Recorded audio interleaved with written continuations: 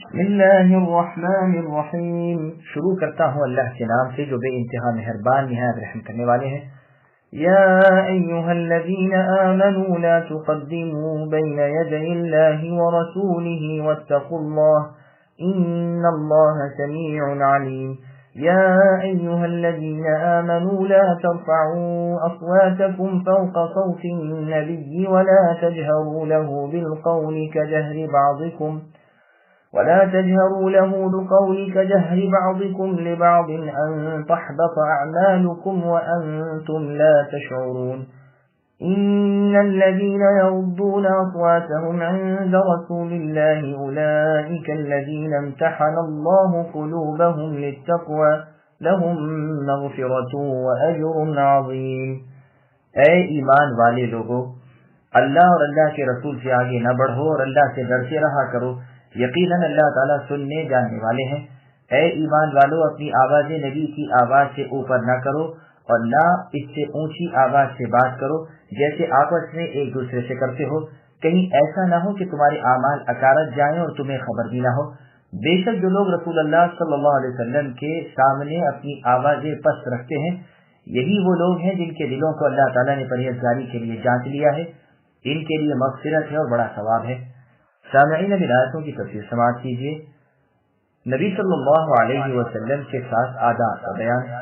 ان آیتوں میں اللہ تعالیٰ امتیوں کو اپنے نبی کے آداب سکھاتے ہیں کہ تمہیں اپنے نبی کی توقیر، احترام، عزت و احترام کرنا چاہیے، تمام کاموں میں اللہ تعالیٰ اور رسول صلی اللہ علیہ وسلم کے پیچھے رہنا چاہیے، اتباع اور تابعداری کی خو ڈالنی چاہیے۔ پس کتاب و سنت پر رائے کو مقدم کرنا یہ ہے اللہ تعالیٰ اور اس کے رسول سے آگے بڑھنا۔ چنانچہ تفسیر میں جریر طبری میں ہے، ابن عباس رضی اللہ عنہ فرماتے ہیں مطلب یہ ہے کہ کتاب و سنت کے خلاف نہ کہو۔ صحیح بخاری میں ہے، عوفی رحمہ اللہ فرماتے ہیں نبی صلی اللہ علیہ وسلم کے کلام کے سامنے بولنے سے منع کر دیے گئے۔ مجاہد رحمہ اللہ فرماتے ہیں کہ جب تک کسی امر کی بابت اللہ کے رسول صلی اللہ علیہ وسلم کچھ نہ فرمائے تم خاموش رہو۔ ضحاک رحمہ اللہ فرماتے ہیں امر دین احکام شرعی ہیں بجز اللہ تعالیٰ کے کلام کے اور اللہ کے رسول محمد صلی اللہ علیہ وسلم کی حدیث کے تم کسی اور چیز سے فیصلہ نہ کرو۔ سفیان ثوری رحمہ اللہ کا ارشاد ہے کسی قول و فعل میں اللہ اور اس کے رسول کی حدیث سے سوا تم کسی اور چیز سے فیصلہ نہ کرو۔ سفیان ثوری رحمہ اللہ کا ارشاد ہے کسی قول و فعل میں اللہ اور اس کے رسول پر سبقت نہ کرو۔ امام حسن بصری رحمہ اللہ فرماتے ہیں مراد یہ ہے کہ امام سے پہلے دعا نہ کرو۔ قتادہ رحمہ اللہ فرماتے ہیں کہ لوگ کہتے تھے اگر فلاں فلاں میں حکم اترے تو اس طرح رکھنا چاہیے، اسے اللہ نے ناپسند فرمایا۔ پھر آگے اللہ نے ارشاد فرمایا کہ حکم الہی کی بجاوری میں اللہ کا لحاظ رکھو، اللہ تمہاری باتیں سن رہے ہیں اور تمہارے ارادے جان رہے ہیں۔ پھر دوسرا ادب سکھاتے ہیں کہ وہ نبی کی آواز پر اپنی آواز بلند نہ کریں۔ یہ آیت ابو بکر اور عمر رضی اللہ عنہما کے بارے میں نازل ہوئی۔ صحیح بخاری میں ابن ابی ملیکہ رحمہ اللہ سے مروی ہے، فرماتے ہیں کہ قریب تھا کہ دو بہترین ہستیاں ہلاک ہو جائیں، یعنی ابو بکر اور عمر فاروق رضی اللہ عنہما۔ ان دونوں کی آوازیں رسول اللہ صلی اللہ علیہ وسلم کے سامنے بلند ہو گئیں جبکہ بنو تمیم کا وقت حاضر ہوا تھا۔ ایک تو اقرا بن حابس رضی اللہ عنہ کو کہتے تھے جو بنی مجشع میں تھے، اور دوسرے شخص کی بابت کہتے تھے۔ اس پر صدیق رضی اللہ عنہ نے فرمایا کہ تم اے عمر میرے خلاف ہی کیا کرتے ہو۔ فاروق اعظم رضی اللہ عنہ نے جواب دیا نہیں، آپ یہ خیال بھی نہ فرمائیے۔ اس پر یہ آیت نازل ہوئی۔ ابن زبیر رضی اللہ عنہ فرماتے ہیں اس کے بعد تو عمر رضی اللہ عنہ اس طرح رسول اللہ سے نرم کلامی کرتے تھے کہ رسول اللہ کو دوبارہ پوچھنا پڑتا تھا۔ اور روایت میں ہے کہ ابو بکر رضی اللہ عنہ فرماتے تھے قعقاع ابن معبد رضی اللہ عنہ کو اس وقت کا امیر بنائیے، اور عمر رضی اللہ عنہ فرماتے تھے نہیں بلکہ اقرا بن حابس رضی اللہ عنہ کو اس میں آوازیں کچھ بلند ہو گئیں، جس پر آیت یا ایھا الذین آمنوا لا تقدموا نازل ہوئی ولو انہم صبروا آخر تک۔ مسند بزار میں ہے آیت لا ترفعوا اصواتکم فوق صوت النبی کے نازل ہونے کے بعد ابو بکر نے رسول اللہ صلی اللہ علیہ وسلم سے کہا اللہ کے رسول، اللہ کی قسم اب تو میں آپ سے اس طرح باتیں کروں گا جس طرح کوئی سرگوشی کرتا ہے۔ صحیح بخاری میں ہے کہ ثابت بن قیس رضی اللہ عنہ کئی دن تک رسول اللہ کی مجلس میں نظر نہ آئے۔ اس پر ایک شخص نے کہا اللہ کے رسول، میں اس کی بابت آپ کو بتلاؤں گا۔ چنانچہ وہ ثابت رضی اللہ عنہ کے مکان پر آئے، دیکھا کہ وہ سر جھکائے بیٹھے ہوئے ہیں، پوچھا کیا حال ہے؟ جواب ملا کہ برا حال ہے، میں تو رسول اللہ کی آواز پر اپنی آواز بلند کرتا تھا، میرے اعمال برباد ہو گئے اور میں جہنمی بن گیا۔ یہ شخص رسول اللہ صلی اللہ علیہ وسلم کے پاس آیا اور سارا واقعہ رسول اللہ سے کہہ سنایا۔ پھر تو رسول اللہ کے فرمان سے ایک زبردست بشارت لے کر دوبارہ ثابت رضی اللہ عنہ کے ہاں گئے۔ رسول اللہ نے فرمایا، تم جاؤ اور ان سے کہو تم جہنمی نہیں بلکہ جنتی ہو۔ مسند احمد میں بھی یہ واقعہ ہے۔ اس میں یہ بھی ہے کہ رسول اللہ نے پوچھا تھا کہ ثابت کہاں ہے، نظر نہیں آتے۔ اس کے آخر میں ہے، انس رضی اللہ عنہ فرماتے ہیں، ہم انہیں زندہ چلتا پھرتا دیکھتے تھے اور جانتے تھے کہ وہ اہل جنت میں سے ہیں۔ یمامہ کی جنگ میں جبکہ مسلمان قدرے بد دل ہو گئے تو ہم نے دیکھا کہ ثابت رضی اللہ عنہ خوشبو ملے کفن پہنے ہوئے دشمن کی طرف بڑھتے چلے جاتے ہیں اور فرما رہے ہیں، مسلمانوں تم لوگ اپنے بعد والوں کے لیے برا نمونہ نہ چھوڑ جاؤ۔ یہ کہہ کر دشمنوں میں گھس گئے اور بہادرانہ لڑتے رہے یہاں تک کہ شہید ہو گئے رضی اللہ عنہ۔ صحیح مسلم میں ہے، آپ نے جب انہیں نہ دیکھا تو سعد رضی اللہ عنہ سے جو ان کے پڑوسی سے دریافت فرمایا کہ کیا ثابت بیمار ہے، لیکن اس حدیث کی اور سندوں میں سعد رضی اللہ عنہ کا ذکر نہیں۔ اس سے ثابت ہوتا ہے کہ یہ روایت معلل ہے اور یہی بات صحیح بھی ہے، اس لیے کہ سعد بن معاذ رضی اللہ عنہ اس وقت داہی نہ تھے، بلکہ آپ کا انتقال بنو قریظہ کی جنگ کے بعد تھوڑے ہی دنوں میں ہو گیا تھا، اور بنو قریظہ کی جنگ سن 5 ہجری میں ہوئی تھی، اور یہ آیت وقت بنی تمیم کی آمد کے وقت اتری ہے، اور وفود کا پے در پے آنے کا واقعہ 9 ہجری کا ہے، واللہ اعلم۔ ابن جریر کی تفسیر میں ہے کہ جب یہ آیت اتری تو ثابت ابن قیس رضی اللہ عنہ راستے میں بیٹھ گئے اور رونے لگے۔ عاصم ابن عدی رضی اللہ عنہ جب وہاں سے گزرے اور انہیں روتے دیکھا تو سبب دریافت کیا۔ جواب ملا کہ مجھے خوف ہے کہ کہیں یہ آیت میرے ہی بارے میں نازل نہ ہوئی ہو، میری آواز بلند ہے۔ عاصم رضی اللہ عنہ یہ سن کر چلے گئے۔ ادھر ثابت رضی اللہ عنہ کی ہچکی بن گئی، دھاڑے مار مار کر رونے لگے۔ گھر گئے اور اپنی بیوی صاحبہ جمیلہ رضی اللہ عنہ بنت عبداللہ ابن ابی ابن سلول سے کہا، میں اپنے گھوڑے کے طویلے میں جا رہا ہوں، تم اس کا دروازہ باہر سے بند کر کے لوہے کی کیل اسے جوڑ دو۔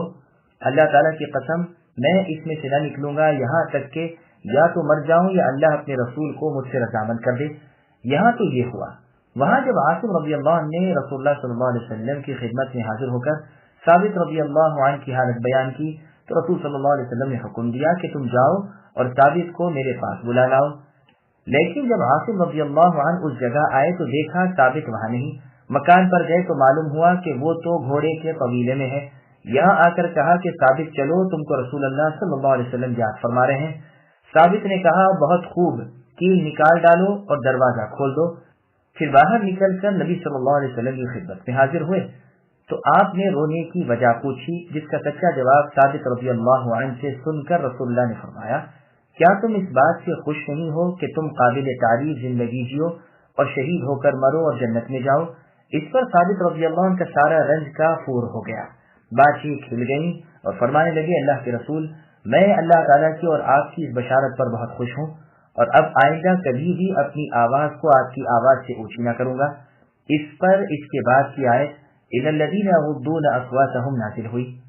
یہ قصے کی طرح کئی ایک تابعین سے بھی مروی ہے۔ الغرض اللہ تعالیٰ نے اپنے رسول صلی اللہ علیہ وسلم کے سامنے آوازیں بلند کرنے سے منع فرما دیا۔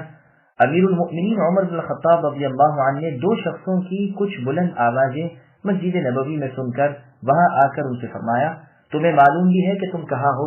پھر ان سے پوچھا کہ تم کہاں کے رہنے والے ہو؟ انہوں نے کہا طائف کے۔ عمر رضی اللہ عنہ نے فرمایا، اگر تم مدینے کے ہوتے تو میں تمہیں پوری سزا دیتا۔ یہ روایت بخاری کی ہے۔ علماء کرام کا فرمان ہے کہ رسول اللہ صلی اللہ علیہ وسلم کی قبر مبارک کے پاس بھی بلند آواز سے بولنا مکروہ ہے، جیسے کہ آپ کی حیات میں آپ کے سامنے مکروہ تھا، اس لیے کہ رسول اللہ جس طرح اپنی زندگی میں قابل احترام و عزت تھے، اب اور ہمیشہ تک آپ اپنی قبر میں بھی باعزت اور قابل احترام ہی ہیں۔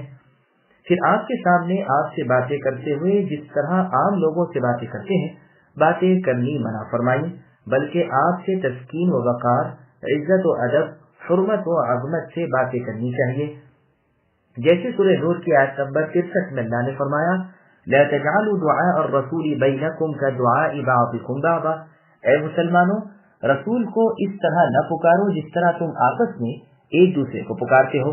پھر آگے اللہ فرماتے ہیں کہ ہم نے تمہیں اس بلند آوازی سے اس لیے روکا ہے کہ ایسا نہ ہو کسی وقت محمد صلی اللہ علیہ وسلم ناراض ہو جائیں اور آپ کی ناراضی کی وجہ سے اللہ تعالیٰ ناراض ہو جائے اور تمہارے کل اعمال ضبط کر لے اور تمہیں اس کا پتہ بھی نہ چلے۔ چنانچہ صحیح حدیث میں ہے کہ ایک شخص اللہ کی رضامندی کا کوئی کلمہ ایسا کہہ جاتا ہے کہ اس کے کلمے کی کوئی اہمیت نہیں ہوتی، لیکن اللہ تعالیٰ کو وہ اتنا پسند آتا ہے کہ اس کی وجہ سے وہ جنتی ہو جاتا ہے۔ اسی طرح انسان اللہ تعالیٰ کی ناراضی کا کوئی ایسا کلمہ کہہ جاتا ہے کہ اس کے نزدیک تو اس کی کوئی وقعت نہیں ہوتی، لیکن رب تعالیٰ اس کلمے کی وجہ سے جہنم کے اس قدر نیچے کے طبقے میں پہنچا دیتے ہیں جو گڑھا زمین و آسمان سے زیادہ گہرا ہے۔ یہ روایت صحیح بخاری نیز صحیح مسلم میں ہے۔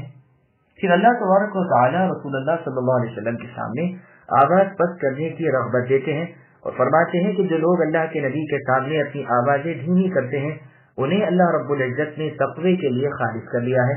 اہل تقوی اور محل تقوی یہی لوگ ہیں، یہ مغفرت الہی کے مستحق اور اجر عظیم کے لائق ہیں۔ امام احمد رحمہ اللہ نے کتاب الزہد میں ایک روایت نقل کی ہے کہ عمر رضی اللہ عنہ سے ایک تحریری استفسار دیا گیا کہ اے امیر المؤمنین، ایک وہ شخص جسے نافرمانی کی خواہش ہی نہ ہو اور نہ کوئی نافرمانی اس نے کی ہو، اور وہ شخص جسے خواہش معصیت ہے لیکن وہ برا کام نہیں کرتا، تو ان میں افضل کون ہے؟ عمر رضی اللہ نے جواب میں لکھا کہ جنہیں معصیت کی خواہش ہوتی ہے پھر نافرمانیوں سے بچتے ہیں، یہی لوگ ہیں جن کے دلوں کو اللہ تعالیٰ نے پرہیزگاری کے لیے آزما لیا ہے، ان کے لیے مغفرت ہے اور بہت بڑا اجر و ثواب ہے۔ ان الذين ينادونك من وراء الحجرات اكثرهم لا يعقلون ولو انهم صبروا حتى تخرج اليهم لكان خيرا لهم والله غفور رحيم۔ جو لوگ اے نبی آپ کو کمروں کے پیچھے سے پکارتے ہیں ان میں سے اکثر بالکل بے عقل ہیں، اگر یہ لوگ یہاں تک صبر کرتے کہ آپ خود ان کے پاس آ جاتے تو یہی ان کے لیے بہتر ہوتا، اور اللہ تعالیٰ بخشنے والے ہیں، مہربان ہیں۔ سامعین ولایتوں کی تفصیل سماعت کیجیے۔ نبی صلی اللہ علیہ وسلم کے احترام کو ملحوظ نہ رکھنا بے عقلی ہے۔ ان آیتوں میں اللہ تعالیٰ ان لوگوں کی مذمت کرتے ہیں جو رسول اللہ کے مکانوں کے پیچھے سے آپ کو آوازیں دیتے اور پکارتے ہیں جس طرح عربیوں میں دستور تھا، تو فرمایا کہ ان میں سے اکثر بے عقل ہیں۔ پھر اس کی بابت ادب سکھاتے ہوئے فرماتے ہیں کہ انہیں چاہیے تھا رسول اللہ کے انتظار میں ٹھہر جاتے، اور جب رسول اللہ مکان سے باہر نکلتے تو آپ سے جو کہنا ہوتا کہتے، نہ کہ آوازیں دے کر باہر سے پکارتے۔ دنیا اور دین کی مصلحت اور بہتری اسی میں تھی۔ پھر گویا حکم دیتے ہیں کہ ایسے لوگوں کو توبہ و استغفار کرنی چاہیے کیونکہ اللہ تعالیٰ بخشنے والے مہربان ہے۔ یہ آیت اقرا بن حابس تمیمی رضی اللہ عنہ کے بارے میں نازل ہوئی۔ چنانچہ مسند احمد میں ہے ایک شخص نے رسول اللہ صلی اللہ علیہ وسلم کو آپ کا نام لے کر پکارا، اے محمد۔ رسول اللہ نے اسے کوئی جواب نہ دیا تو اس نے کہا، سنو اے اللہ کے رسول، میرا تعریف کرنا سبب ہے بڑائی کا اور میرا مذمت کرنا سبب ہے ذلت کا۔ رسول اللہ نے فرمایا، ایسی ذات محض اللہ تعالیٰ کی ہی ہے۔ بشر ابن غالب نے حجاج کے سامنے بشر ابن عطارد وغیرہ سے کہا کہ تمہاری قوم بنو تمیم کے بارے میں یہ آیت اتری ہے۔ جب سعید بن جبیر رحمہ اللہ سے اس کا ذکر ہوا تو آپ نے فرمایا، اگر وہ عالم ہوتے تو اس کے بعد کی آیت یمنون علیک ان اسلموا پڑھ دیتے۔ وہ کہتے تھے کہ ہم اسلام لائے اور بنو اسد نے آپ سے کچھ دیر نہیں کی۔ یا ایھا الذین آمنوا ان جاءکم فاسق بنبأ فتبینوا ان تصیبوا قوما بجہالة فتصبحوا علی ما فعلتم نادمین واعلموا ان فیکم رسول اللہ لو يطيعكم في كثير من الأمر لعنتم ولكن الله حبب إليكم الإيمان وزينه في قلوبكم وكره إليكم الكفر والفسوق والعصيان أولئك هم الراشدون فضلا من الله ونعمه والله عليم حكيم۔ اے مسلمانوں، اگر تمہیں کوئی فاسق خبر دے تو تم اس کی اچھی طرح تحقیق کر لیا کرو، ایسا نہ ہو کہ نادانی میں کسی قوم کو ایذا پہنچا دو، پھر اپنے کیے پر پشیمانی اٹھاؤ، اور جان رکھو کہ تم میں اللہ کے رسول موجود ہیں۔ اگر وہ عموماً تمہارا کہا کرتے رہے تو تم مشکل میں پڑ جاؤ گے، لیکن اللہ تعالیٰ نے ایمان کو تمہارا محبوب بنا دیا ہے اور اسے تمہارے دلوں میں زینت دے رکھی ہے۔ اور کفر کو اور بدکاریوں کو اور نافرمانی کو تمہاری نگاہوں میں ناپسندیدہ بنا دیا ہے، یہی لوگ راہ یافتہ ہیں اللہ تعالیٰ کے احسان و انعام سے، اور اللہ تعالیٰ علم والے ہیں، حکمت والے ہیں۔ سامعین اب آیتوں کی تفصیل سماعت کیجیے۔ خبر و اطلاع کی تحقیق ضروری ہے۔ اللہ تعالیٰ حکم دیتے ہیں کہ فاسق کی خبر کا اعتماد نہ کرو جب تک پوری تحقیق و تفتیش سے اصل واقعہ صاف طور پر معلوم نہ ہو جائے۔ کوئی حرکت نہ کرو، ممکن ہے کسی فاسق شخص نے کوئی جھوٹ بات کہہ دی ہو یا خود اس سے غلطی ہوئی ہو اور تم اس کی خبر کے مطابق کوئی کام کر گزرو تو دراصل اس کی پیروی ہوگی اور مفسد لوگوں کی پیروی حرام ہے۔ اسی آیت کو دلیل بنا کر بعض محدثین کرام نے اس شخص کی روایت کو بھی غیر معتبر بتلایا ہے جس کا حال معلوم نہ ہو، اس لیے کہ بہت ممکن ہے یہ شخص فی الواقع فاسق ہو۔ وہ بعض لوگوں نے ایسے مجہول الحال راویوں کی روایت لی بھی ہے اور انہوں نے کہا ہے کہ ہمیں فاسق کی خبر قبول کرنے سے منع کیا گیا، اور جس کا حال معلوم نہیں اس کا فاسق ہونا ہم پر ظاہر نہیں۔ ہم نے اس مسئلے کو پوری وضاحت سے صحیح بخاری کی شرح میں کتاب العلم میں بیان کر دیا ہے، الحمدللہ۔ اکثر مفسرین کرام رحمہم اللہ نے فرمایا ہے کہ یہ آیت ولید ابن عقبہ ابن ابی معیط کے بارے میں نازل ہوئی ہے، جبکہ رسول اللہ صلی اللہ علیہ وسلم نے انہیں قبیلہ بنو مصطلق سے زکوٰۃ لینے کے لیے بھیجا تھا۔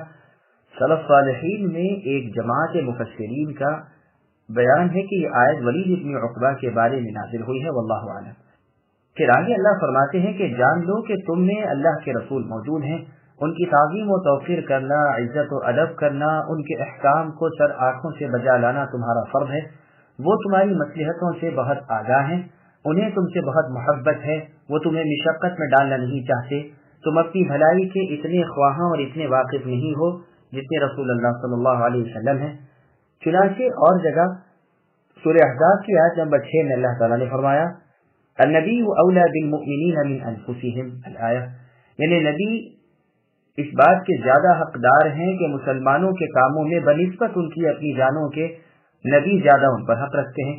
پھر بیان فرمایا کہ لوگوں تمہاری عقلیں جن مصلحتوں اور بھلائیوں کو نہیں پا سکتی انہیں نبی پا رہے ہیں، بس اگر وہ تمہارے ہر پسندیدگی کی رائے پر عامل بنتے رہیں تو اس میں تمہارا ہی حرج واقع ہوگا، جیسا کہ اللہ تعالیٰ نے سورہ مؤمنون کی آیت نمبر 17 میں فرمایا وَلَوِ اتَّبَعَ الْحَقُّ أَهْوَاءَهُمْ لَفَسَدَتِ السَّمَاوَاتُ وَالْأَرْضُ وَمَنْ فِيهِنْ بَلْ أَتَيْنَاهُمْ بِذِكْرِهِمْ فَهُمْ عَنْ ذِكْرِهِمْ مُعْرِضُونَ، یعنی اگر سچا رب ان کی خوشی پر چلے تو آسمان و زمین اور ان کے درمیان کی ہر چیز خراب ہو جائے، یہ نہیں بلکہ ہم نے انہیں ان کی نصیحت پہنچا دی ہے لیکن یہ اپنی نصیحت پر دھیان ہی نہیں دھرتے۔ پھر آگے اللہ فرماتے ہیں کہ اللہ تعالیٰ نے ایمان کو تمہارے نفسوں میں محبوب بنا دیا ہے اور تمہارے دلوں میں اس کی عمدگی بچھا دی ہے۔ اللہ نے تمہارے دلوں میں کفر کی اور کبیرہ گناہوں کی اور تمام نافرمانیوں کی عداوت ڈال دی ہے اور اس طرح بتدریج تم پر اپنی نعمتیں بھرپور کر دی ہیں۔ پھر ارشاد ہوتا ہے جن میں یہ پاک اوصاف ہیں انہیں اللہ تعالیٰ نے رشد اور نیکی، ہدایت اور بھلائی دے رکھی ہے۔ چنانچہ مسند احمد میں ہے احد کے دن جب مشرکین ٹوٹ پڑے تو رسول اللہ نے فرمایا درستی کے ساتھ ٹھیک ٹھاک ہو جاؤ تو میں اپنے رب عز و جل کی ثنا بیان کروں۔ بس لوگ آپ کے پیچھے صفیں باندھ کر کھڑے ہو گئے اور رسول اللہ صلی اللہ علیہ وسلم نے یہ دعا پڑھی اللہم لک الحمد کلہ، اے اللہ تمام تعریفیں آپ ہی کے لیے ہیں، اللہم لا قابض لما بسطت، اے اللہ جسے آپ کشادگی عطا کریں اسے کوئی تنگ نہیں کر سکتا، ولا باسط لما قبضت، اور جسے آپ تنگ کر دیں اسے کوئی کشادگی دے نہیں سکتا، ولا ہادی لمن اضللت، آپ جسے گمراہ کر دیں اسے کوئی ہدایت دے نہیں سکتا، ولا مضل لمن ہدیت، اور جسے آپ ہدایت دیں اسے کوئی گمراہ نہیں کر سکتا، ولا معطی لما منعت، اور آپ جس سے روک لیں اسے کوئی دے نہیں سکتا، ولا مانع لما اعطیت، اور جسے آپ دیں اس سے کوئی بات رکھ نہیں سکتا، ولا مقرب لما باعدت، اور جسے آپ دور کر دیں اسے کوئی قریب کرنے والا نہیں، ولا مباعد لما قربت، اور جسے آپ قریب کر لیں اسے دور کرنے والا کوئی نہیں۔ اللہم ابسط علینا من برکاتک ورحمتک وفضلک ورزقک، اے اللہ ہم پر اپنی برکتیں، رحمتیں، فضل اور رزق کشادہ کر دیجیے۔ اللہم انی اسألک النعیم یوم العیلۃ، اے اللہ میں آپ سے وہ ہمیشگی کی نعمتیں چاہتا ہوں جو نہ ادھر ادھر ہوں نہ زائل ہوں۔ یا اللہ فقیری اور احتیاج والے دن مجھے اپنی نعمتیں عطا فرمائیے۔ والامن یوم الخوف، اور خوف والے دن مجھے امن عطا فرمائیے۔ اللہم انی عائذ بک من شر ما اعطیتنا ومن شر ما منعتنا، اے اللہ جو آپ نے مجھے دے رکھا ہے اور جو نہیں دیا، ان سب کی برائی سے میں آپ کی پناہ مانگتا ہوں۔ اللہم حبب الینا الایمان وزینہ فی قلوبنا، اے اللہ ہمارے دلوں میں ایمان کی محبت ڈال دیجئے اور ہماری نظروں میں زینت دار بنا دیجئے۔ وکرہ الینا الکفر والفسوق والعصیان، اور کفر، بدکاری اور نافرمانی سے ہمارے دلوں میں دوری اور عداوت پیدا کر دیجئے۔ وجعلنا من الراشدین، اور ہمیں راہ یافتہ لوگوں میں کر دیجئے۔ اللہم توفنا مسلمین، اے اللہ ہمیں اسلام کی حالت میں فوت کیجئے۔ وَأَحْيِنَا مُسْلِمِينَ، اور اسلام پر ہی زندہ رکھیے۔ وَأَلْحِقْنَا بِالصَّالِحِينَ، اور نیکا لوگوں سے ملا دیجئے۔ غَيْرَ خَزَايَا وَلَا مَفْتُونِينَ، ہم رسوا نہ ہو، ہم فتنے میں نہ ڈالے جائیں۔ اللہم قاتل الکفرة الذین اوتوا الکتاب الہ الحق، اے اللہ ان کافروں کا ستیہ ناش کر دیجئے جو آپ کے رسولوں کو جھٹلائیں اور آپ کی راہ سے روکیں۔ آپ ان پر اپنی سزا اور اپنا عذاب نازل فرمائیے۔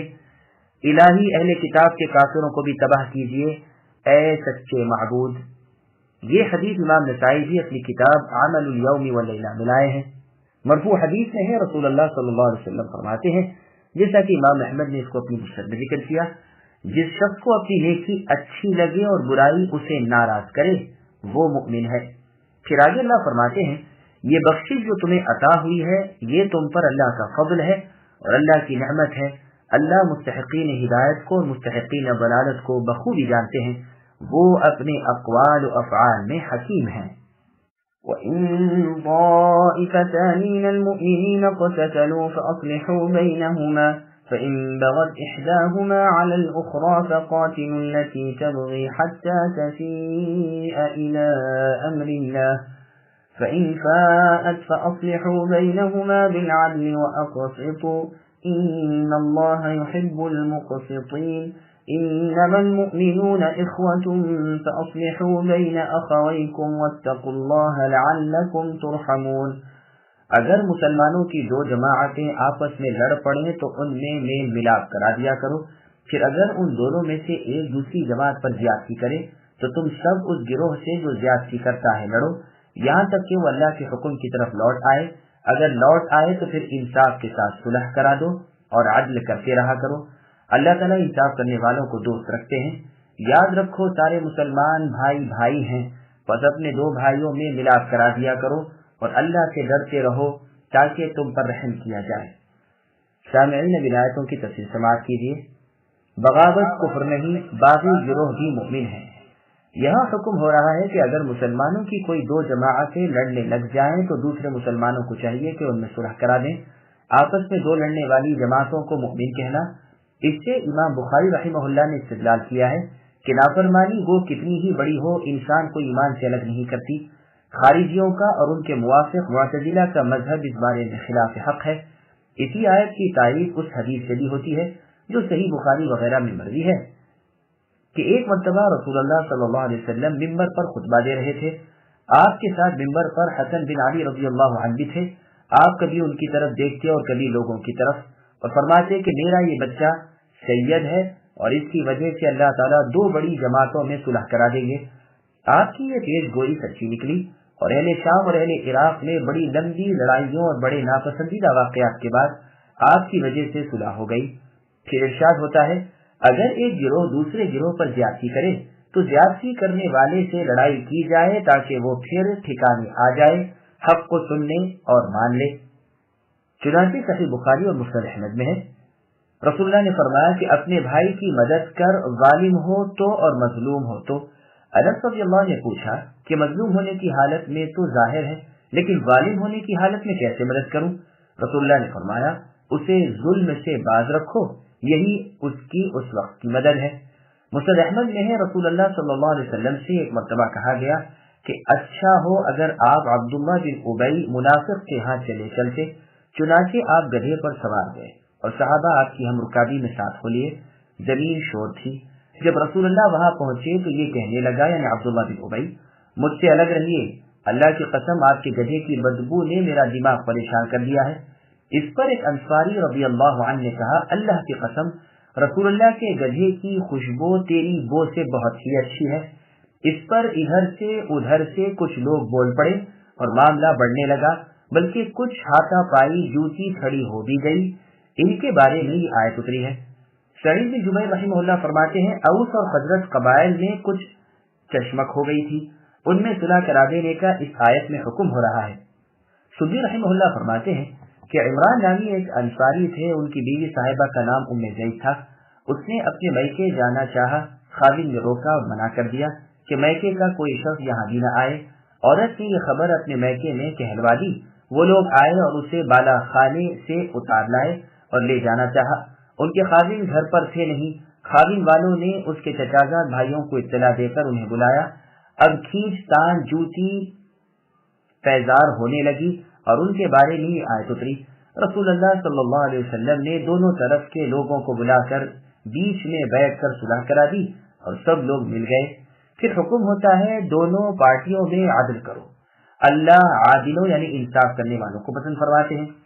چنانچہ مسند احمد وغیرہ میں ہے، رسول اللہ صلی اللہ علیہ وسلم فرماتے ہیں، دنیا میں جو عدل کرتے رہے وہ موتیوں کے ممبروں پر رحمان عز و جل کے سامنے ہوں گے اور یہ بدلہ ہوگا ان کے عدل و انصاف کا۔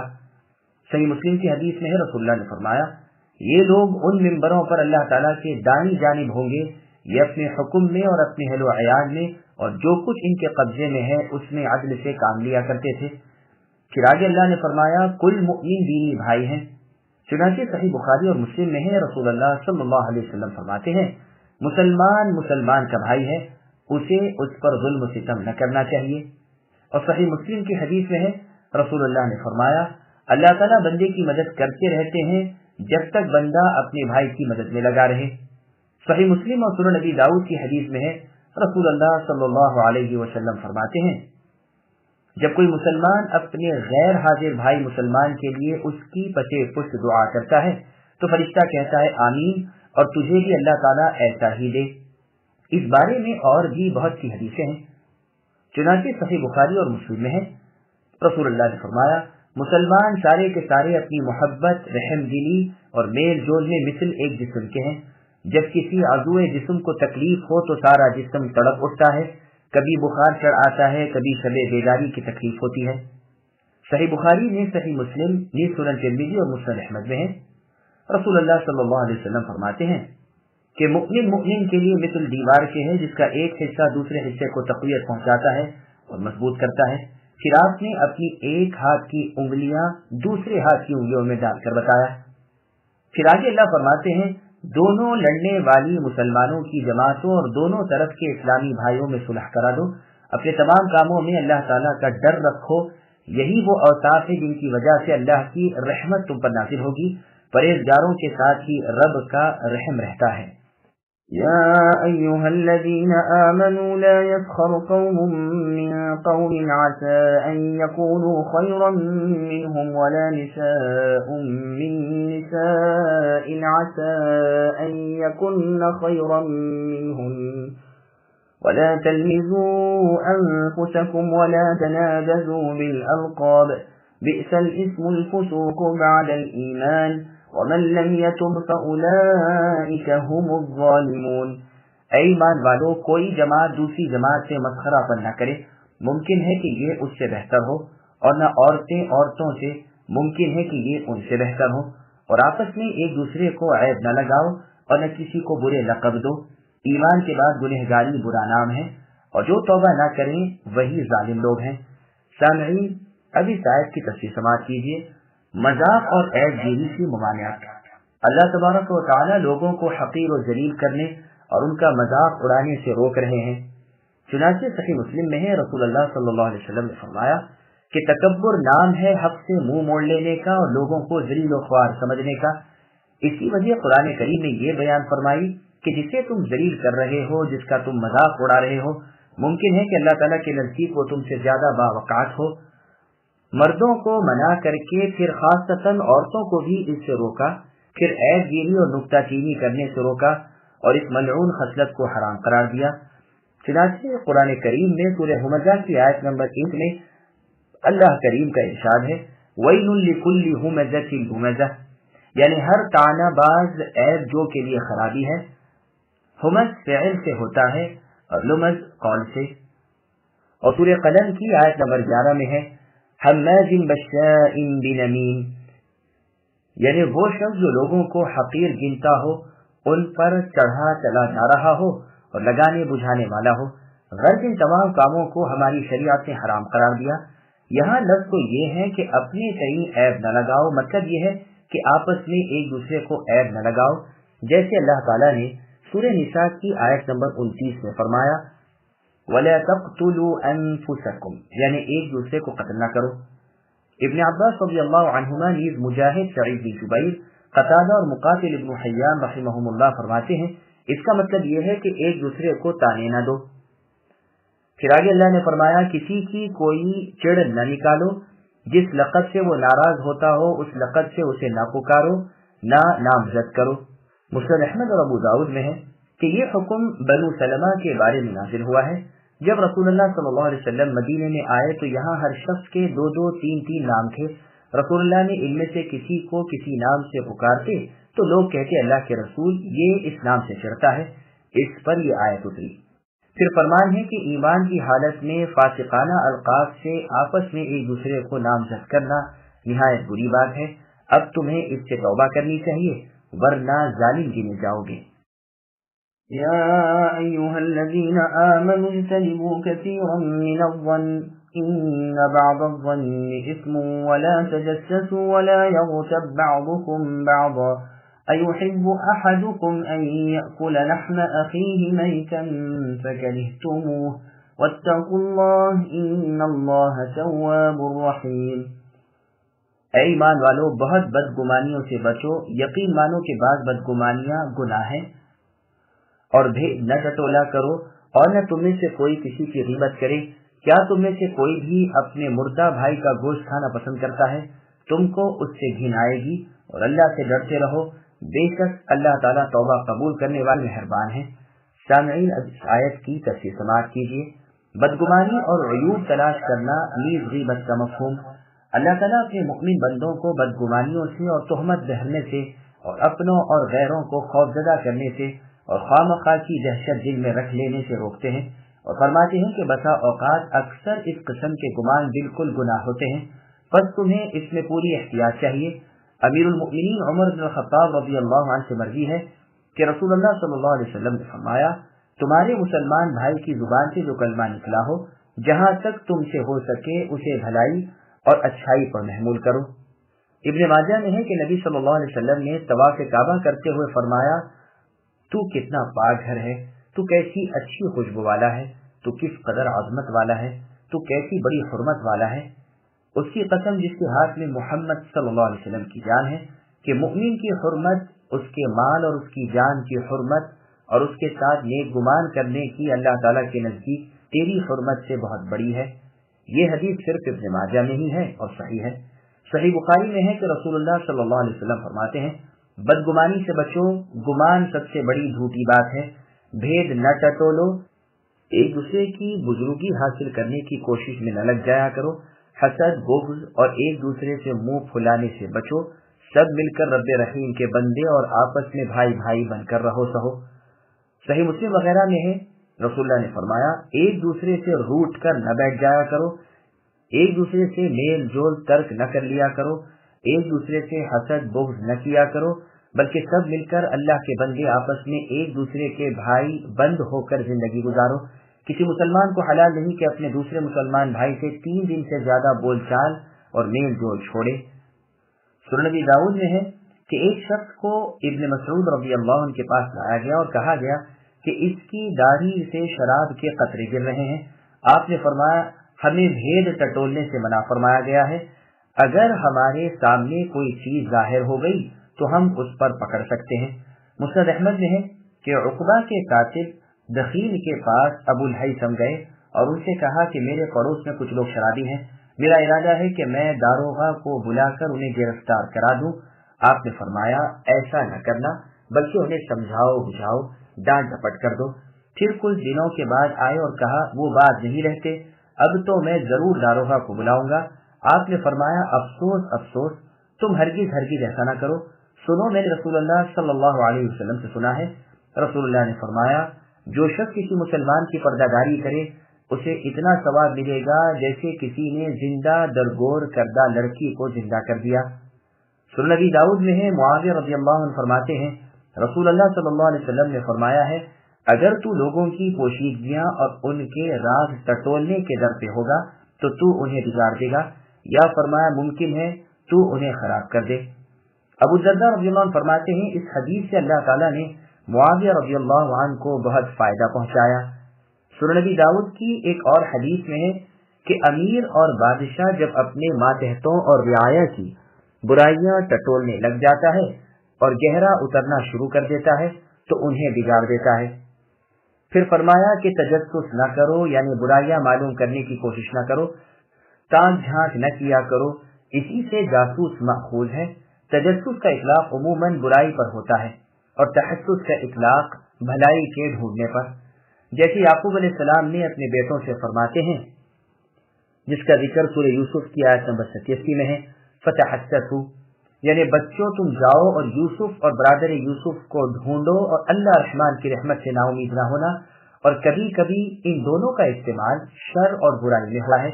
चुनांचे सहीह बुखारी और मुस्लिम में है, रसूलुल्लाह सल्लल्लाहु अलैहि वसल्लम ने फरमाया न तजस्सुस करो, न तहस्सुस करो, न हसद व बुग़्ज़ करो, न मुंह मोड़ो, बल्कि सब मिलकर अल्लाह ताला के बंदे भाई भाई बन जाओ। इमाम औज़ाई रहमहुल्लाह फरमाते हैं तजस्सुस कहते हैं किसी चीज में कुरेद करने को, और तहस्सुस कहते हैं उन लोगों की सरगोशी पर कान लगाने को जो किसी को अपनी बातें सुनाना न चाहते हो, और तदाबुर कहते हैं एक दूसरे से रुक कर आज़ारदा होकर क़त्ए ताल्लुकात करने को। फिर गीबत से मना फरमाते हैं। सुनन नबी दाऊद में है लोगों ने पूछा अल्लाह के रसूल गीबत क्या है? फरमाया ये कि तू अपने मुसलमान भाई की किसी ऐसी बात का जिक्र करे जो उसे बुरी मालूम हो। तो कहा गया कि अगर वो बात उसमें हो जब भी, फरमाया हाँ गीबत तो यही है, वरना बुहतान और तोहमत है। सुनन नबी दाऊद में है कि एक मर्तबा आयशा रज़ियल्लाहु अन्हा ने फरमाया कि सफिया तो ऐसी ऐसी हैं। मुसद्दद नामी रावी कहते हैं यानी कम कामत पस्ता कद हैं। तो रसूलुल्लाह सल्लल्लाहु अलैहि वसल्लम ने फरमाया ए आयशा तुमने ऐसी ही बात कही है कि समंदर के पानी में अगर मिला दी जाए तो उसे भी बिगाड़ दे। और एक मर्तबा आपके सामने किसी शख्स की कुछ ऐसी ही बातें बयान की गई तो रसूलुल्लाह ने फरमाया मैं इसे पसंद नहीं करता, गो मुझे कोई बहुत बड़ा नफा भी मिल जाए। इब्ने जरीर में है कि एक बीवी साहिबा आयशा रज़ियल्लाहु अन्हा के यहाँ आई। जब वो जाने लगी तो सिद्दीक़ा रज़ियल्लाहु अन्हा ने रसूलुल्लाह को इशारे से कहा कि ये बहुत पस्ता कामल हैं। रसूलुल्लाह ने फरमाया तुमने उनकी गीबत की। अलगर्ज़ गीबत हराम है और इसकी हुर्मत पर मुसलमानों का इजमा है, लेकिन हाँ शरई मसलहत की बिना पर किसी की ऐसी बात का जिक्र करना गीबत में दाखिल नहीं, जैसे जरह व तादील, नसीहत और खैरख्वाही। जैसा कि सहीह बुखारी मुस्लिम वगैरह में है कि नबी सल्लल्लाहु अलैहि वसल्लम ने एक फाजिर शख्स की निस्बत फरमाया था ये बहुत बुरा आदमी है। और जैसा कि सहीह मुस्लिम में है कि रसूलुल्लाह ने फरमाया था मुआविया मुफलिस शख्स है और अबुल जहम बड़ा मारने पीटने वाला आदमी है। ये आपने उस वक्त फरमाया था जबकि इन दोनों बुजुर्गों ने फातिमा बिन्त क़ैस रज़ियल्लाहु अन्हा से निकाह का मांगा डाला था, यानी इनसे निकाह करने का इरादा जाहिर किया था। और भी जो बातें इस तरह की हों इनकी तो इजाजत है, बाकी और गीबत हराम है और कबीरा गुनाह है। इसीलिए यहाँ अल्लाह ताला ने फरमाया जिस तरह तुम अपने मुर्दा भाई का गोश्त खाने से घिन करते हो उससे भी बहुत ज्यादा नफरत तुम्हें गीबत से करनी चाहिए। जैसा कि सहीह बुखारी नीज़ मुस्लिम में है, रसूलुल्लाह ने फरमाया अपने दिए हुए हिबे यानी तोहफे को वापस लेने वाला ऐसा है जैसे कुत्ता जो कै करके काट लेता है, और फरमाया बुरी मिसाल हमारे लिए लायक नहीं। हज्जतुल वदा के खुतबे में है, रसूलुल्लाह ने फरमाया तुम्हारे खून माल आबरू तुम पर ऐसे ही हराम है जैसी हुर्मत तुम्हारे इस दिन की तुम्हारे इस महीने में और तुम्हारे इस शहर में है। ये रिवायत सही बुखारी नी सही मुस्लिम की है।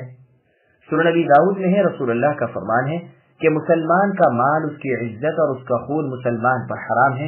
انسان کو اتنی ہی برائی کافی ہے کہ وہ اپنے دوسرے مسلمان بھائی کی حقارت کرے۔ سنن نبی داؤد ہی میں ہے رسول اللہ نے فرمایا، اے وہ لوگوں جن کی زبانیں تو ایمان لا چکی ہے لیکن دل ایماندار نہیں ہوئے، تم مسلمانوں کی غیبتیں کرنی چھوڑ دو اور ان کے عیبوں کی قریب نہ کیا کرو۔ یاد رکھو اگر تم نے ان کے عیب ٹٹولے تو اللہ تعالیٰ تمہاری پوشیدگیوں کو ظاہر کر دیں گے، یہاں تک کہ تم اپنے گھرانے والوں میں بھی بدنام اور رسوا ہو جاؤ گے۔ مسند ابی یعلا میں ہے کہ اللہ کے رسول صلی اللہ علیہ وسلم نے ہمیں ایک خطبہ سنایا جس میں آپ نے پردہ نشی عورتوں کے کانوں میں بھی اپنی آواز پہنچائی اور اس خطبے میں اوپر والی حدیث بیان فرمائی۔ سنن ترمذی میں ہے کہ ابن عمر رضی اللہ عنہما نے ایک مرتبہ کعبے کی طرف دیکھا اور فرمایا، تیری حرمت و عظمت کا کیا ہی کہنا ہے، لیکن تجھ سے بھی بہت زیادہ حرمت ایک ایماندار شخص کی اللہ تعالیٰ کے نزدیک ہے۔ سنن نبی داؤد میں ہے رسول اللہ صلی اللہ علیہ وسلم فرماتے ہیں، معراج والی رات میں نے دیکھا کہ کچھ لوگوں کے ناخن تانبے کے ہیں جن سے وہ اپنے چہرے اور سینے نوچ رہے ہیں۔ میں نے پوچھا کہ جبرائیل یہ کون لوگ ہیں؟ عرض کیا یہ وہ ہیں جو لوگوں کے گوشت کھاتے تھے اور ان کی عزتیں لوٹتے تھے، یعنی غیبتیں کرتے۔ سنن نبی داؤد نیز مسند ابی یعلا اور صحیح ابن حبان میں ہے کہ ماعز رضی اللہ عنہ رسول اللہ کے پاس آئے اور کہا، اللہ کے رسول میں نے زنا کیا ہے۔ آپ نے منہ پھیر لیا یہاں تک کہ وہ 4 مرتبہ کہہ چکے، پھر آپ نے 5ویں دفعہ کہا تو نے زنا کیا ہے؟ جواب دیا ہاں۔ فرمایا جانتا ہے زنا کسے کہتے ہیں؟ جواب دیا ہاں۔ جس طرح انسان اپنی حلال عورت کے پاس جاتا ہے اسی طرح میں نے حرام عورت سے کیا۔ آپ نے فرمایا اب تیرا مقصد کیا ہے؟ کہا یہ کہ آپ مجھے اس گناہ سے پاک کریں۔ رسول اللہ نے فرمایا کیا تو نے اسی طرح دخول کیا تھا جس طرح سلائی سرما دانی میں اور لکڑی کنویں میں؟ کہا ہاں اے اللہ کے رسول۔ اب رسول اللہ نے انہیں رجم کرنے کا یعنی پتھراؤ کرنے کا حکم دیا، چنانچہ یہ رجم کر دیے گئے۔ اس کے بعد رسول اللہ نے 2 شخصوں کو یہ کہتے ہوئے سنا کہ اسے دیکھو، اللہ نے اس کی پردہ پوشی کی تھی لیکن اس نے اپنے آپ کو نہ چھوڑا یہاں تک کہ کتے کی طرح پتھراؤ کیا گیا۔ رسول اللہ یہ سنتے ہوئے چلتے رہے۔ تھوڑی دیر بعد آپ نے دیکھا کہ راستے میں ایک مردہ گدھا پڑا ہے۔ فرمایا فلاں فلاں شخص کہاں ہے؟ وہ سواری سے اتریں اور اس گدھے کا گوشت کھائیں۔ انہوں نے کہا اللہ کے رسول اللہ آپ کو بخشے، کیا یہ کھانے کے قابل ہے؟ رسول اللہ نے فرمایا ابھی جو تم نے اپنے بھائی کی بدی بیان کی تھی وہ اس سے بھی زیادہ بری چیز تھی۔ اللہ تعالیٰ کی قسم جس کے ہاتھ میں میری جان ہے، وہ شخص جسے تم نے برا کہا تھا وہ تو اب اس وقت جنت کی نہروں میں غوطے لگا رہا ہے۔ اس کی اسناد بالکل صحیح ہے۔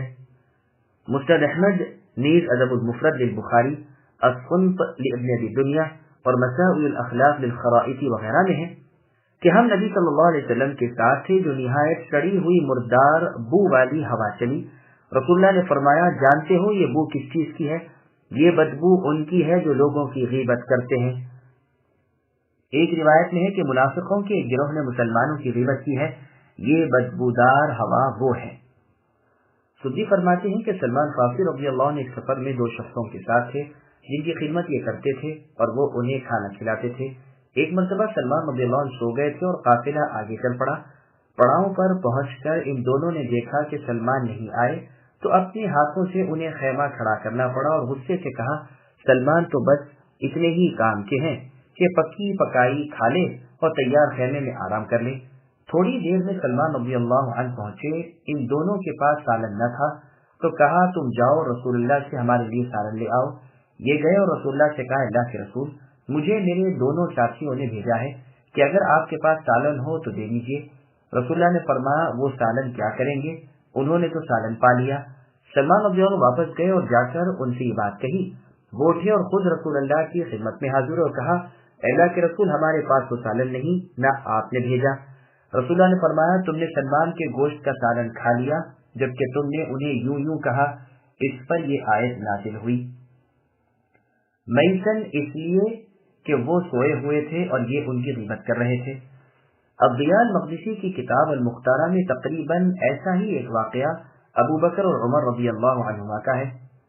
اس میں یہ بھی ہے کہ رسول اللہ صلی اللہ علیہ وسلم نے فرمایا میں تمہارے اس خادم کا گوشت تمہارے دانتوں میں اٹکا ہوا دیکھ رہا ہوں، اور ان کا اپنے غلام سے جبکہ وہ سویا ہوا تھا اور ان کا کھانا تیار نہیں کیا تھا، صرف اتنا کہنا مروی ہے کہ یہ تو بڑا ہی سونے والا ہے۔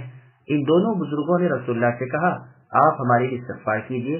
آپ نے فرمایا جاؤ اسی سے کہو وہ تمہارے لیے استغفار کرے۔ مسند ابی اعلیٰ میں ہے جس نے دنیا میں اپنے بھائی کا گوشت کھایا یعنی اس کی غیبت کی، قیامت کے دن اس کے سامنے وہ گوشت لایا جائے گا کہ جیسے اس کی زندگی میں تو نے اس کا گوشت کھایا تھا، اب مردے کا گوشت بھی کھا۔ اب یہ چیخے گا، چلائے گا، ہائے وائے کرے گا اور اسے جبرن وہ مردہ گوشت کھانا پڑے گا۔ پھر آگے اللہ فرماتے ہیں اللہ کا لحاظ کرو، اللہ کے احکام بجا لاؤ، اللہ کی منع کردہ چیزوں سے رک جاؤ اور اللہ سے ڈرتے رہا کرو۔ جو اللہ کی طرف جھکے اللہ تعالیٰ اس کی طرف مائل ہو جاتے ہیں، توبہ کرنے والے کی توبہ قبول فرماتے ہیں، اور جو اللہ پر بھروسہ کرے اس کی طرف رجوع کرے وہ اس پر رحم اور مہربانی فرماتے ہیں۔ جمہور علماء کرام فرماتے ہیں غیبت گو کی توبہ کا طریقہ یہ ہے کہ وہ اس خصلت کو چھوڑ دے اور پھر سے اس گناہ کو نہ کرے۔ پہلے جو کر چکا ہے اس پر نادم ہونا بھی شرط ہے یا نہیں، اس میں اختلاف ہے، اور جس کی غیبت کی ہے اس سے معافی حاصل کر لے۔ بعض کہتے ہیں یہ بھی شرط نہیں، اس لیے کہ ممکن ہے اسے خبر ہی نہ ہو اور وہ معافی مانگنے کو جب چاہے گا تو اسے اور رنج ہوگا۔ بس اس کا بہترین طریقہ یہ ہے کہ جن مجلسوں میں اس کی برائی بیان کی تھی ان میں اب اس کی سچی بھلائی بیان کرے اور اس برائی کو اپنی طاقت کے مطابق دفع کر دے تو ادلا بدلا ہو جائے گا۔ واللہ اعلم۔ يا أيها الناس إنا خلقناكم من ذكر وأنثى وجعلناكم شعوبا وقبائل لتعارفوا إن أكرمكم عند الله أتقاكم إن الله عليم خبير۔ اے لوگو، ہم نے تم سب کو ایک ہی مرد عورت سے پیدا کیا ہے، اور اس لیے کہ تم آپس سے ایک دوسرے کو پہچانو اور تمہاری جماعتیں اور قبیلے بنا دیے ہیں۔ اللہ کے نزدیک تم سب میں سے بڑا وہ ہے جو سب سے زیادہ ڈرنے والا ہو۔ یقین مانو کہ اللہ تعالیٰ علم والے ہیں، باخبر ہیں۔ سامعین اب اس آیت کی تفصیل سماعت کیجیے۔ فضیلت و وقار کا معیار تقوی پر ہے۔ اللہ تعالیٰ بیان فرماتے ہیں کہ اللہ نے تمام انسانوں کو ایک ہی نفس سے پیدا کیا ہے، یعنی آدم علیہ السلام سے۔ انہی سے ان کی بیوی صاحبہ حوا علیہ السلام کو پیدا کیا تھا، اور پھر ان دونوں انسانوں سے نسل انسانی پھیلی۔ شعوب قبائل سے عام ہے، مثال کے طور پر عرب تو شعوب میں داخل ہے، پھر قریش، غیر قریش، پھر ان کی تقسیم، یہ سب قبائل میں داخل ہے۔ بعض کہتے ہیں شعوب سے مراد عجمی لوگ اور قبائل سے مراد عرب جماعتیں، جیسے کہ بنی اسرائیل کو اسباط کہا گیا ہے۔ میں نے ان تمام باتوں کو ایک علیحدہ مقدمے میں لکھ دیا ہے، جسے میں نے ابو عمر ابن عبداللہ کی کتاب الانباہ اور کتاب القصد والامم فی معرفت انساب العرب والعجم سے جمع کیا ہے۔ مقصد اس آیت مبارکہ کا یہ ہے کہ آدم علیہ السلام جو مٹی سے پیدا ہوئے تھے، ان کی طرف کی نسبت میں تو کل جہان کے آدمی ہم مرتبہ ہیں۔ اب جو کچھ فضیلت جس کسی کو حاصل ہوگی وہ امر دینی، اطاعت الہی اور اتباع نبی صلی اللہ علیہ وسلم کی وجہ سے ہوگی۔ یہی راز ہے جو اس آیت کو غیبت کی ممانعت اور ایک دوسرے کی توہین و تذلیل سے روکنے کے بعد وارد کی کہ سب لوگ اپنی پیدائشی نسبت کے لحاظ سے بالکل یکساں ہیں۔ کنبے، قبیلے، برادریاں اور جماعتیں صرف پہچان کے لیے ہیں تاکہ جتھا بندی اور ہمدردی قائم رہے، فلاں بن فلاں قبیلے والا کہا جا سکے، اور اس طرح ایک دوسرے کی پہچان آسان ہو جائے، ورنہ بشریت کے اعتبار سے سب قومیں یکساں ہیں۔ سفیان ثوری رحمہ اللہ فرماتے ہیں قبیلہ حمیر اپنے حلیفوں کی طرف منسوب ہوتا تھا اور حجازی عرب اپنے قبیلوں کی طرف اپنی نسبت کرتے تھے۔ ترمذی میں ہے رسول اللہ صلی اللہ علیہ وسلم فرماتے ہیں نسب کا علم حاصل کرو تاکہ صلہ رحمی کر سکو، صلہ رحمی سے لوگ تم سے محبت کرنے لگیں گے، تمہارے مال اور تمہاری زندگی میں اللہ تعالیٰ برکت دیں گے۔ پھر آگے اللہ نے فرمایا حسب نسب اللہ تعالیٰ کے ہاں نہیں چلتا، وہاں تو صرف فضیلت، تقوی اور پرہیزگاری سے ملتی ہے۔ صحیح بخاری میں ہے رسول اللہ صلی اللہ علیہ وسلم سے دریافت کیا گیا کہ سب سے زیادہ بزرگ کون ہے؟ رسول اللہ نے فرمایا جو سب سے زیادہ پرہیزگار ہو۔ لوگوں نے کہا ہم یہ عام بات نہیں پوچھتے۔ فرمایا پھر سب سے زیادہ بزرگ یوسف علیہ السلام ہیں جو خود نبی تھے، نبی دادے تھے، دادا بھی نبی تھے، پر دادا تو خلیل اللہ ابراہیم علیہ السلام تھے۔ انہوں نے کہا ہم یہ بھی نہیں پوچھتے۔ پھر فرمایا پھر عرب کے بارے میں پوچھتے ہو؟ سنو ان کے جو لوگ جاہلیت کے زمانے میں ممتاز تھے وہی اب اسلام میں بھی پسندیدہ ہیں، جبکہ وہ علم دین کی سمجھ حاصل کر لیں۔ صحیح مسلم میں ہے، رسول اللہ فرماتے ہیں اللہ تعالیٰ تمہاری صورتوں اور مالوں کو نہیں دیکھتے بلکہ تمہارے دلوں اور عملوں کو دیکھتے ہیں۔ مسند احمد میں ہے کہ رسول اللہ صلی اللہ علیہ وسلم نے ابو ذر رضی اللہ عنہ سے فرمایا خیال رکھو کہ تم کسی سرخ و سیاہ پر کوئی فضیلت نہیں رکھتے، ہاں تقوی میں بڑھ جاؤ تو فضیلت والے ہو۔ اللہ تعالیٰ تمہیں جانتے ہیں اور تمہارے کاموں سے خبردار ہیں۔ ہدایت کے لائق جو ہیں انہیں راہ راست دکھاتے ہیں اور جو اس لائق نہیں وہ بے راہ ہو رہے ہیں۔ رحم و عذاب اللہ کی مشیت پر موقوف ہیں، فضیلت اللہ کے ہاتھ میں ہے، جسے چاہیں جس پر چاہیں بزرگی عطا فرمائے۔ یہ تمام امور اللہ کے علم اور اللہ کی خبرگیری پر مبنی ہے۔ اس آیت کریمہ اور ان احادیث مبارکہ سے استدلال کر کے علماء نے فرمایا ہے کہ نکاح میں قومیت اور حسب نسب کی شرط نہیں، سوائے دین کے اور کوئی شرط معتبر نہیں۔ دوسروں نے کہا ہے کہ ہم نسبی اور قومیت بھی شرط ہے، اور ان کے دلائل ان کے سوا اور ہیں جو کتب فقہ میں مذکور ہیں، اور ہم بھی انہیں کتاب الاحکام میں ذکر کر چکے ہیں۔ فالحمدللہ۔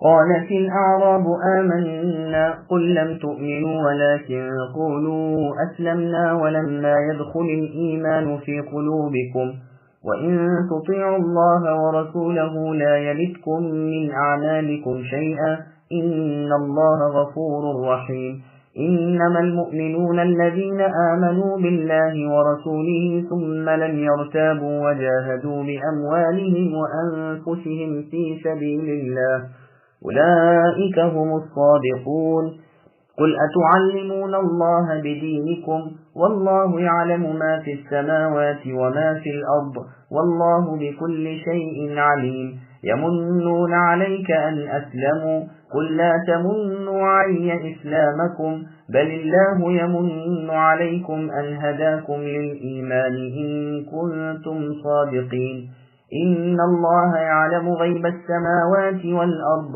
والله بصير بما تعملون۔ دیہاتی لوگ کہتے ہیں کہ ہم ایمان لائے۔ اے نبی آپ کہہ دیجئے کہ در حقیقت تم ایمان نہیں لائے، لیکن تم یوں کہو کہ ہم مخالفت چھوڑ کر مطیع ہو گئے، کیونکہ ابھی تک تمہارے دلوں میں ایمان داخل ہی نہیں ہوا۔ تم اگر اللہ کی اور اللہ کے رسول کی فرمانبرداری کرنے لگو گے تو اللہ تعالیٰ تمہارے اعمال میں سے کچھ بھی کم نہ کریں گے، بے شک اللہ بخشنے والے اور مہربان ہیں۔ مومن تو وہ ہوتے ہیں جو اللہ پر اور رسول صلی اللہ علیہ وسلم پر ایمان لائیں، پھر شک و شبہ نہ کریں، اور اپنے مالوں سے اور اپنی جانوں سے اللہ کی راہ میں جہاد کرتے رہیں۔ اپنے دعوے ایمان میں یہی سچے اور راست گو ہیں۔ اے نبی کہہ دیجیے کہ کیا تم اللہ تعالیٰ کو اپنی دینداری سے آگاہ کر رہے ہو؟ اللہ ہر اس چیز سے جو آسمانوں میں اور زمین میں ہے بخوبی آگاہ ہے، اور اللہ ہر چیز کے جاننے والے ہیں۔ اپنے مسلمان ہونے کا اے نبی آپ پر یہ لوگ احسان رکھتے ہیں، آپ کہہ دیجیے کہ اپنے مسلمان ہونے کا احسان مجھ پر نہ رکھو، بلکہ دراصل اللہ تعالیٰ کا تم پر احسان ہے کہ اللہ نے تمہیں ایمان کی ہدایت کی اگر تم راست گو ہو۔ یقین مانو کہ آسمانوں کی اور زمین کی پوشیدہ باتیں اللہ خوب جانتے ہیں، اور جو کچھ تم کر رہے ہو اللہ دیکھ رہے ہیں۔ سامعین اب آیتوں کی تفسیر سماعت کیجیے۔ ایمان اور اسلام میں فرق۔ جو اعرابی لوگ اسلام میں داخل ہوتے ہی اپنے ایمان کا بڑھا چڑھا کر دعویٰ کرنے لگتے تھے، حالانکہ دراصل ان کے دل میں اب تک ایمان کی جڑیں مضبوط نہیں ہوئی تھی، ان کو اللہ تعالیٰ اس دعوے سے روکتے ہیں۔ یہ کہتے تھے ہم ایمان لائے۔ اللہ تعالیٰ اپنے نبی صلی اللہ علیہ وسلم کو حکم دیتے ہیں کہ چونکہ اب تک ایمان تمہارے دلوں میں داخل نہیں ہوا، تم یوں نہ کہو کہ ہم ایمان لائے، بلکہ یوں کہو کہ ہم مسلمان ہوئے، یعنی اسلام کے حق بگوش ہوئے، نبی کی اطاعت میں آئے۔ اس آیت نے یہ فائدہ دیا کہ ایمان اسلام سے مخصوص چیز ہے، جیسے کہ اہل السنہ والجماعہ کا مذہب ہے، یعنی اہل الحدیث کا۔ بعض لوگ کہتے ہیں کہ یہاں اس آیت میں اسلام سے مراد اسلام لغوی ہے، شرعی نہیں، یعنی ماتحت رعایا بننے کے ہیں، مسلمان بننے کے نہیں۔ جبریل علیہ السلام والی حدیث بھی اسی پر دلالت کرتی ہے، جس کو امام بخاری وغیرہ نے روایت کیا، جبکہ انہوں نے اسلام کے بارے میں سوال کیا، پھر ایمان کے بارے میں، پھر احسان کے بارے میں، پس وہ زینہ بزینہ چڑھنے لگے، عام سے خاص کی طرف آئے اور پھر خاص سے اخص کی طرف آئے۔ مسند احمد میں ہے کہ رسول اللہ صلی اللہ علیہ وسلم نے چند لوگوں کو عطیہ اور انعام دیا، اور ایک شخص کو کچھ بھی نہ دیا۔ اس پر سعد رضی اللہ عنہ نے فرمایا اے اللہ کے رسول، آپ نے فلاں فلاں کو دیا اور فلاں فلاں کو بالکل چھوڑ دیا حالانکہ وہ مؤمن ہے۔ رسول اللہ نے فرمایا یا مسلمان، 3 مرتبہ ایک کے بعد دیگرے سعد رضی اللہ عنہ نے یہی کہا اور رسول اللہ نے بھی یہی جواب دیا۔ پھر فرمایا اے سعد، میں لوگوں کو دیتا ہوں اور جو ان سے بہت زیادہ محبوب ہوتا ہے اسے نہیں دیتا ہوں اس ڈر سے کہ کہیں وہ اوندھے منہ آگ میں نہ گر پڑے۔ یہ حدیث بخاری اور مسلم میں بھی ہے۔ پس اس حدیث میں بھی رسول اللہ نے مؤمن و مسلم میں فرق کیا اور معلوم ہو گیا کہ ایمان زیادہ خاص ہے بنسبت اسلام کے۔ ہم نے اسے مع دلائل صحیح بخاری کی کتاب الایمان کی شرح میں ذکر کر دیا ہے الحمدللہ۔ اور اس حدیث میں اس بات پر بھی دلالت ہے کہ یہ شخص مسلمان تھے، منافق نہ تھے، اس لیے کہ آپ نے انہیں کوئی عطیہ عطا نہیں فرمایا اور اسے اس کے اسلام کے سپرد کر دیا۔ پس معلوم ہوا کہ یہ اعراب جن کا ذکر اس آیت میں ہے منافق نہ تھے تو مسلمان، لیکن اب تک ان کے دلوں میں ایمان صحیح طور پر مستحکم نہ ہوا تھا اور انہوں نے اس بلند مقام تک اپنی رسائی ہو جانے کا ابھی سے دعویٰ کر دیا تھا، اس لیے انہیں ادب سکھایا گیا۔ یہی مطلب ہے ابن عباس رضی اللہ عنہما اور ابراہیم نخعی اور قتادہ رحمہم اللہ کے قول کا، اور اسی کو امام ابن جریر رحمہ اللہ نے اختیار کیا ہے۔ ہمیں یہ سب یوں کہنا پڑا کہ امام بخاری رحمہ اللہ فرماتے ہیں کہ یہ لوگ منافق تھے جو ایمان ظاہر کرتے تھے لیکن اصل مؤمن نہ تھے۔ یاد رہے ایمان و اسلام میں فرق اس وقت ہے جبکہ اسلام اپنی حقیقت پر نہ ہو۔ جب اسلامی حقیقی ہو تو وہی اسلام ایمان ہے، اور اس وقت ایمان اسلام میں کوئی فرق نہیں۔ اس کے بہت سے قوی دلائل امام الائمہ امام بخاری رحمہ اللہ نے اپنی کتاب صحیح بخاری میں کتاب الایمان میں بیان فرمائے ہیں، اور ان لوگوں کا منافق ہونا اس کا ثبوت بھی آ رہا ہے، واللہ اعلم۔ سعید بن جبیر رحمہ اللہ، مجاہد اور زید رحمہ اللہ فرماتے ہیں یہ جو اللہ تعالیٰ نے فرمایا کہ بلکہ تم اسلم نہ کہو، اس سے مراد یہ ہے کہ ہم قتل سے قید و بند سے بچنے کے لیے تابع فرمان ہو گئے ہیں۔ مجاہد رحمہ اللہ فرماتے ہیں کہ یہ آیت بنو اسد بن خزیمہ کے بارے میں نازل ہوئی ہے۔ قتادہ رحمہ اللہ فرماتے ہیں کہ یہ ان لوگوں کے بارے میں اتری ہے جو اپنے ایمان لانے کا رسول اللہ پر بار احسان رکھتے تھے، لیکن صحیح بات پہلی ہی ہے کہ یہ آیت ان لوگوں کے بارے میں اتری جو مقام ایمان کا دعویٰ کرتے تھے حالانکہ اب تک وہاں پہنچے نہ تھے۔ پس انہیں ادب سکھایا گیا اور بتلایا گیا کہ یہ اب تک ایمان تک نہیں پہنچے۔ اگر یہ منافق ہوتے تو انہیں ڈانٹ ڈپٹ کی جاتی اور ان کی رسوائی کی جاتی، جیسے کہ سورہ براءہ میں منافقوں کا ذکر کیا گیا، لیکن یہاں تو انہیں صرف ادب سکھایا گیا ہے۔ پھر آگے اللہ فرماتے ہیں اگر تم اللہ کی اور اللہ کے رسول کی مانتے رہو گے تو تمہاری کسی عمل کا اجر مارا نہ جائے گا، جیسے اللہ نے سورہ طور کی آیت نمبر 61 میں فرمایا ما التناہم من عملہم من شیء، ہم نے ان کے اعمال میں سے کچھ بھی نہیں ہٹایا۔ پھر آگے اللہ نے فرمایا جو اللہ تعالیٰ کی طرف رجوع کرے، برائی سے لوٹ آئے، اللہ اس کے گناہ معاف فرمانے والے اور اس کی طرف رحم بھری نگاہوں سے دیکھنے والے ہیں۔ پھر فرماتے ہیں کہ کامل ایمان والے صرف وہ لوگ ہیں جو اللہ پر اور اللہ کے رسول محمد صلی اللہ علیہ وسلم پر دل سے یقین رکھتے ہیں، پھر نہ شک کرتے ہیں، نہ کبھی ان کے دل میں کوئی نکما خیال پیدا ہوتا ہے، بلکہ اسی خالص تصدیق پر اور کامل یقین پر جم جاتے ہیں اور جمے ہی رہتے ہیں، اور اپنے نفیس اور دل کی چاہت کے مالوں کو بلکہ اپنی جانوں کو بھی اللہ کی راہ کے جہاد میں خرچ کرتے ہیں۔ یہ سچے لوگ ہیں، یعنی یہ ہے جو کہہ سکتے ہیں کہ ہم ایمان لائے۔ یہ ان لوگوں کی طرح نہیں جو صرف زبان سے ہی ایمان کا دعویٰ کر کے رہ جاتے ہیں۔ پھر آگے اللہ فرماتے ہیں کیا تم اپنے دل کا یقین و دین اللہ تعالیٰ کو دکھاتے ہو؟ وہ تو ایسے ہیں کہ زمین و آسمان کا کوئی ذرہ اللہ سے مخفی نہیں، اللہ ہر چیز کے جاننے والے ہیں۔ پھر فرمایا جو اعراب یعنی دیہاتی اپنے اسلام لانے کا بار احسان ہے نبی آپ پر رکھتے ہیں، ان سے کہہ دیجیے کہ مجھ پر اپنے اسلام لانے کا احسان نہ جتاؤ۔ تم جو اسلام قبول کرو گے، تم جو میری ماتحتی کرو گے، میری مدد کرو گے، اس کا نفع تمہیں کو ملے گا، بلکہ دراصل ایمان کی ہدایت تمہیں دینا یہ اللہ تعالیٰ کا تم پر احسان ہے اگر تم اپنے اس دعوے میں سچے ہو۔ اب غور فرمائیے کہ کیا اسلام لانے کا احسان پیغمبر الہی پر جتانے والے سچے مسلمان تھے؟ پس آیات کی ترتیب سے ظاہر ہے کہ ان کا اسلام حقیقت پر مبنی نہ تھا، اور یہی الفاظ بھی ہیں کہ ایمان اب تک ان کے دل نشین نہیں ہوا، اور جب تک اسلام حقیقت پر مبنی نہ ہو تب تک بے شک وہ ایمان نہیں، لیکن جب وہ اپنی حقیقت پر صریح شرعی معنی میں ہو تو پھر ایمان اسلام ایک ہی چیز ہے۔ خود اس آیت کے الفاظ میں غور فرمائیے، ارشاد ہے اپنے اسلام کا اے نبی آپ پر احسان رکھتے ہیں، حالانکہ دراصل ایمان کی ہدایت اللہ تعالیٰ کا خود ان احسان ہے۔ پس وہاں احسان اسلام رکھنے کو بیان کر کے اپنا احسان ہدایت ایمان جتانا بھی ایمان و اسلام کے ایک ہونے پر باریک اشارہ ہے۔ مزید دلائل صحیح بخاری وغیرہ کے کتاب الایمان میں ملاحظہ ہوں۔ مترجم، پس اللہ تعالیٰ کا کسی کو ایمان کی راہ دکھانا اس پر احسان کرنا ہے، جیسا کہ صحیح بخاری نیز مسلم میں ہے۔ رسول اللہ صلی اللہ علیہ وسلم نے حنین والے دن انصار سے فرمایا تھا کہ کیا میں نے تمہیں گمراہی کی حالت میں نہیں پایا تھا کہ اللہ تعالیٰ نے میری وجہ سے تمہیں ہدایت دی؟ تم میں تفریق تھی، میری وجہ سے اللہ تعالیٰ نے تمہیں مالدار کر دیا۔ جب کبھی رسول اللہ کچھ فرماتے، انصار کہتے بے شک اللہ اور اللہ کے رسول اس سے بھی زیادہ احسان والے ہیں۔ بازار میں ہے کہ بنو اسد رسول اللہ کے پاس آئے اور کہنے لگے اللہ کے رسول، ہم مسلمان ہوئے، عرب آپ سے لڑتے رہے لیکن ہم آپ سے نہیں لڑے۔ رسول اللہ نے فرمایا ان میں سمجھ بہت کم ہے، شیطان ان کی زبانوں پر بول رہا ہے، اور یہ آیت یمنون نازل ہوئی۔ پھر دوبارہ اللہ رب العزت نے اپنے وسیع علم اور اپنی سچی باخبری اور مخلوق کے اعمال سے آگاہی کو بیان فرمایا کہ آسمان و زمین کے غیب اللہ پر ظاہر ہیں اور وہ تمہارے اعمال سے پوری طرح آگاہ ہے۔